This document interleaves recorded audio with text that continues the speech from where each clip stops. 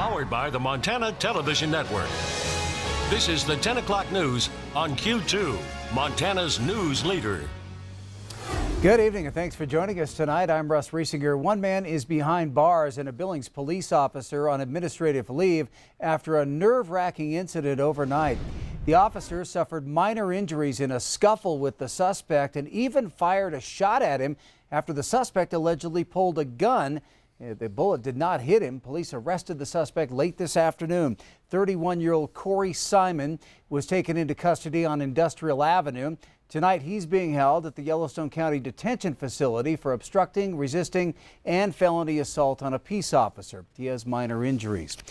Well, this afternoon, Billings Police Chief Rich St. John held a news conference saying the whole ordeal could have been a lot worse. Here's Q2's David J. with the details on how it all played out.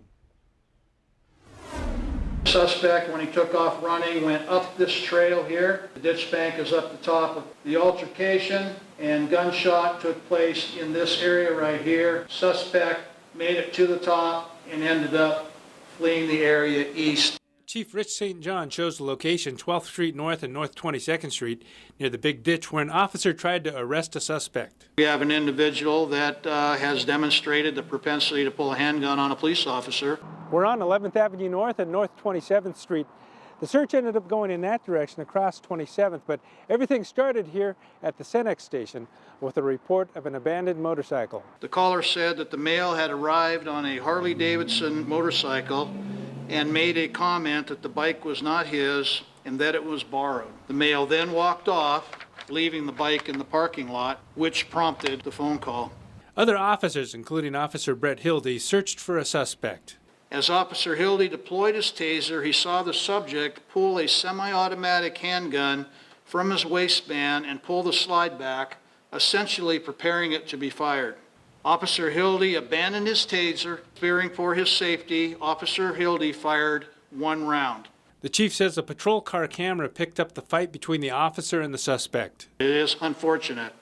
We end up with a situation where somebody won't comply with a lawful order, puts our officer in a position where they have to defend themselves, and a shot gets fired. I'm so happy that nobody got hurt, to include the suspect. In Billings, David J., MTN News. Well, the chief says Officer Hildy also was part of the officer-involved shooting at the downtown Holiday Station in October of 2019. And again, here is a look at the suspect, 31-year-old Corey Simon, facing a number of charges, including felony assault on a peace officer. He does have minor injuries, we're told. Well, a plea from Yellowstone County health authorities tonight as the state sees its biggest jump in confirmed coronavirus cases since March. Montana health officials report a record 37 confirmed positives today, 10 of those here in Yellowstone County, where officials say resources are starting to get stressed. Since then, we've learned of another dozen confirmed cases on top of that, on top of those ones that were reported this morning. 2 of those are in Bighorn County, as the confirmed active cases in Montana has now reached more than 200. The state reports the biggest increase here in Yellowstone County, where a majority of those individuals are in their 20s, we're told. Well, you may be thinking that the increased number of cases is just because more tests are being done. Yellowstone County Health Officer John Felton says that is not the reason. He says almost all of the recent positive tests are people who were showing symptoms of COVID-19. Now, along with the rising numbers, he's also concerned about 2 other indicators that they're monitoring. One is the capacity of our health system. The other is difficulty in doing contact tracing. Today, we have 32 active cases, and close contacts for each of those people range from a single person up to 15 people. Obviously, the more close contacts an infected person has, the longer the contact tracing takes. Contact tracing is also made more challenging because people are venturing out more and finding it difficult to recall where they have been and who they have been with for the last 14 days or so. An accurate look back is what helps us identify others who may be infected. Felton would have the right to impose stricter regulations once again, and could if things worsen, but he says he has no plans to do that right now. He's asking everyone to take precautions to keep the virus from spreading. Well, the results from last weekend's free testing at Metro Park of 463 people are not yet known, and Riverstone Health will hold its next free testing session on Saturday, July 11th from 9 a.m. until noon. That's again in the upper parking lot of Metro Park. Well, despite the spike, Governor Bullock's office is rolling back regulations for visiting family members in nursing homes. However, there are still strict rules to follow to help keep the virus from reaching those most vulnerable. MTN's Cody Boyer visited a senior care center today and has this report. For many, since the beginning of COVID-19, visiting their loved ones at nursing homes, senior care centers has been arguably one of the most difficult parts because they can't until today. Being able to sit down, we just can't do that through a window. Unless you are a healthcare or hospice worker, visiting fathers, mothers, grandfathers, and grandmothers has been nearly impossible. While some have found a way to try, in the eyes of Highlight Country Care Administrator Leanne Bunn, it's been necessary but hard. Having no visitors is really challenging, especially for those that are used to seeing their family members on a regular basis. The emotional health is almost just as much or more important at this age than physical health. According to the governor's updated directive, there are now options. Senior and assisted living facilities may now allow visitors effective immediately if the facility has given notice to the recommended safeguards to residents and family members. Bunn looks to creative ideas to follow all of these. Having family members wear masks outside, having that 6-foot distance would be absolutely totally beneficial. Which her residents have already done, just without visitors. They've taken up gardening, including the flowers out front, and visiting with Bunn's friendly animals. And just this week, the Compassion Project stopped by, sidewalk chalk in hand. The residents just lit up. They just brought so much color and so much joy. Just made them feel special. All ideas that worked, but not the same as family visiting family, not through a window. Bunn says this is good news. There's so many little things that make it so much easier to provide good quality care, and these people don't know. It's almost seamless except for being able to see the families. In Bozeman, Cody Boyer, MTN News. Again, visitation should be conducted with strict screening, distancing, sanitation, and other protocols following the CDC's guidelines. Campaign 2020 now. President Trump traveled to the key battleground state of Wisconsin, trying to shore up support ahead of November's presidential election. New polls show the president is now trailing presumptive Democratic presidential nominee Joe Biden in several battleground states. Meanwhile, Biden held an event of his own in Pennsylvania. Natalie Brand reports from the White House. President Trump spent the day in Wisconsin taping a Fox News town hall before visiting a shipbuilding facility in a battleground state that's economy has been hit hard by the coronavirus. We have the greatest testing program in the world. We've developed it over a period of time, and we're up to almost 30 million tests. That means we're going to have more cases. If we didn't want to test, or if we didn't test, we wouldn't have cases. The visit comes just days after the president rallied supporters in Arizona amid troubling new poll numbers.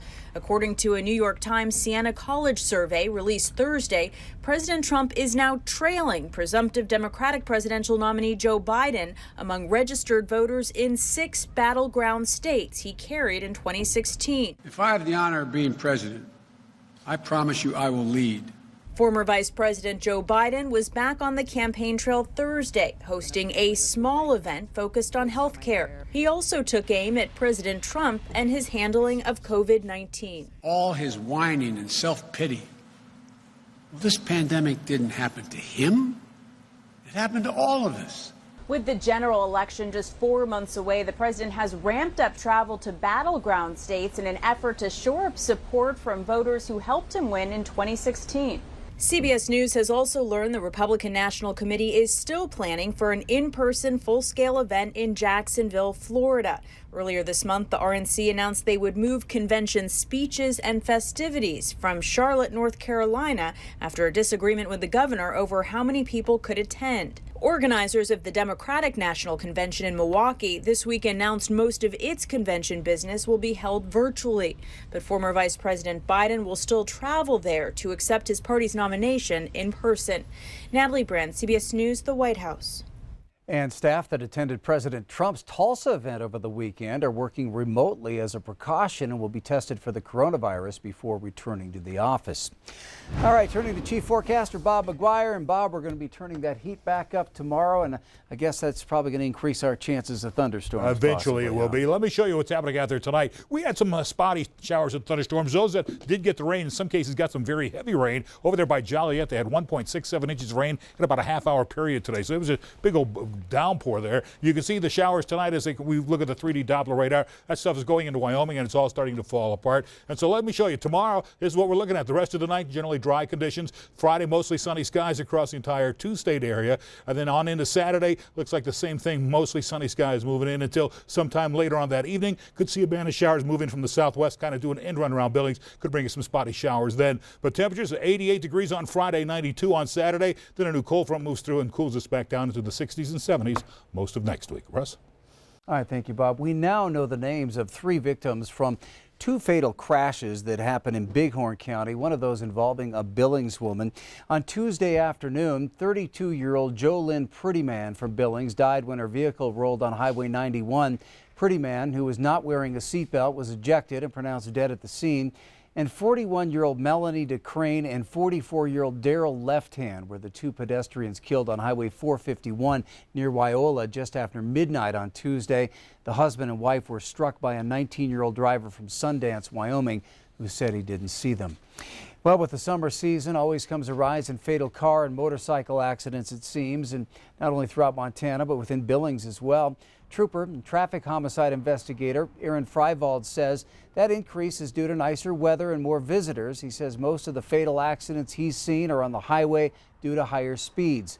This year alone, the state has seen 80 deaths on Montana highways, but Freivald cautions that people should still implement 3 important safety measures within city limits. The big 3 has never really changed. We don't want you driving impaired. We don't want you to exceed the speed limit, and we do want you wearing your seatbelt. With those 3 things, I would say 80% of the fatality crashes I investigate would not have resulted in a fatality crash. So those are the big 3 things that we really always want to remind drivers of. Freivald encourages people to practice straight line braking, saying people should not swerve to avoid animals that they may suddenly encounter on the road. This will avoid further accidents caused by overcorrecting. Still ahead on tonight's 10 o'clock news, today marked the 70th anniversary of the beginning of the Korean War. Tonight, 2 Montana veterans share their experiences. And in sports, Scott talks kids' books and weddings. Don't worry, they both have a Montana sports time. Watching MTN News with Janelle Slade and Russ Riesinger. Storm Tracker weather with Bob McGuire. And sports with Scott Breen. This is the 10 o'clock news on Q2, Montana's news leader.